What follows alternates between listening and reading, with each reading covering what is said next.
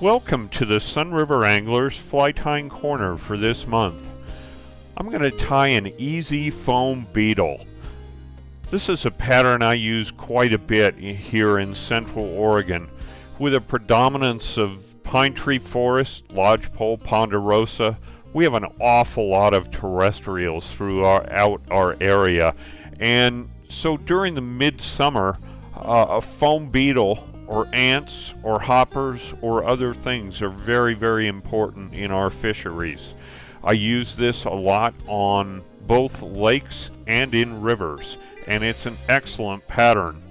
So tie along with me, and I think you'll like this pattern. It's easy to tie and one I use a lot. So let's review the materials list for this pattern. For a hook, I'm going to use a TMCO TMC 100, and this is a BL hook, barbless, in size 10 to 12. For thread, I'm using Ultra 210 denier, which is a pretty heavy thread, but I want to be able to really pinch down and compress that foam on the hook. For both the abdomen and the thorax, I'll use 2 barbs each off a peacock feather. For the foam over the abdomen and over the thorax, I'm going to use black 2mm closed cell foam. I buy this in my local craft store and get nice size sheets of it. For the wing, I'm going to use natural blonde elk. For the legs on this fly, I'm going to use flex floss in black. I like flex floss a little bit better than just plain rubber legs because they give more life and more action. And lastly, I'm going to use a little poly yarn in bright orange for a tag over the thorax. This helps me see the fly better in low light conditions. It almost acts like a strike indicator.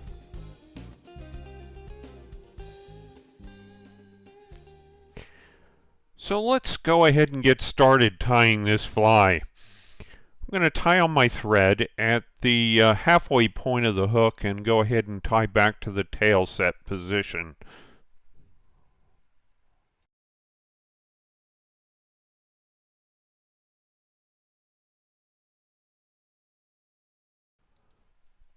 So I'll go ahead and tie on 2 peacock barbs and wind them forward on the hook concurrently up to about the 2/3 point of the hook, and then I'll tie this off and clip off the excess.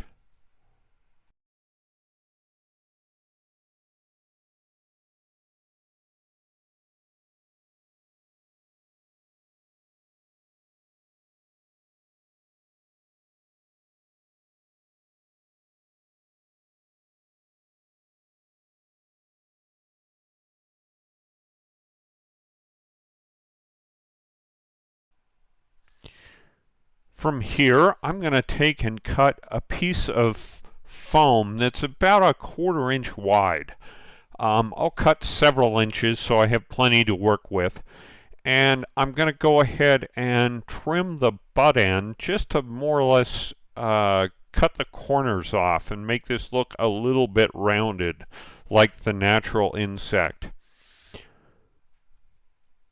So I'll bring my thread up to the eye of the hook, and I'm going to tie this on right at the eye and wrap that down very tightly, and then I'll take several wraps backwards to right where the peacock finished up.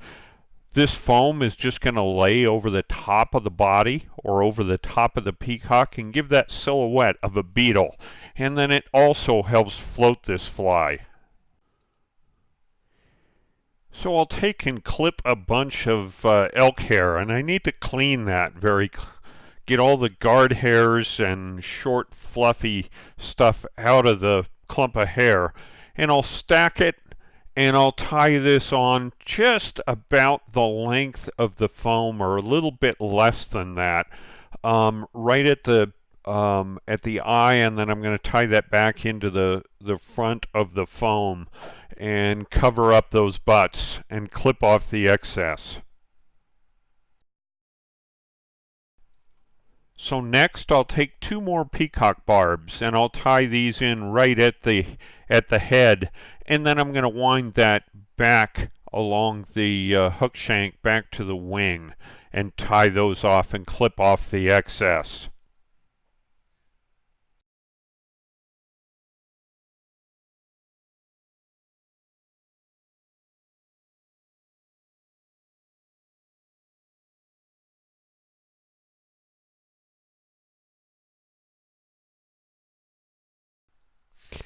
Once I tied off that peacock, then I'm going to take that foam and fold it back and tie it off right at the wing to create the thorax or the head of this fly. A nice bulbous beetle head. And then I'm going to clip this foam to basically create an arrow or a point right over the top of that wing. Next, I'm going to tie on 2 of my flex floss legs, and I'll tie them on with 2 real soft wraps right over the foam. I'm going to clip them to length, and then I'm going to go ahead and pull them out to the side. It's important to tie them in lightly and then adjust them to where you want them to sit on the fly, and then cinch them down or cinch down that thread.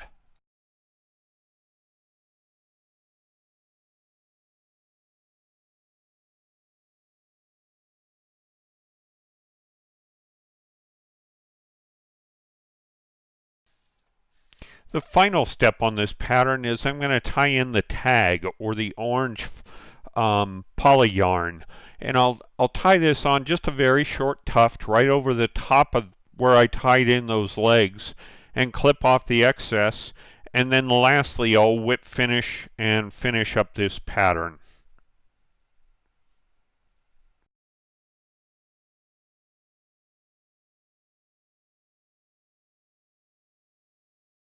So let me rotate this fly around in the vise so you can see it from all sides.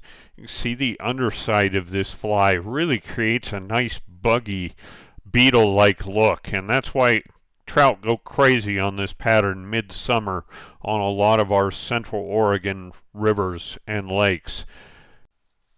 I'll also add just a dab of glue over those final thread wraps and whip finish.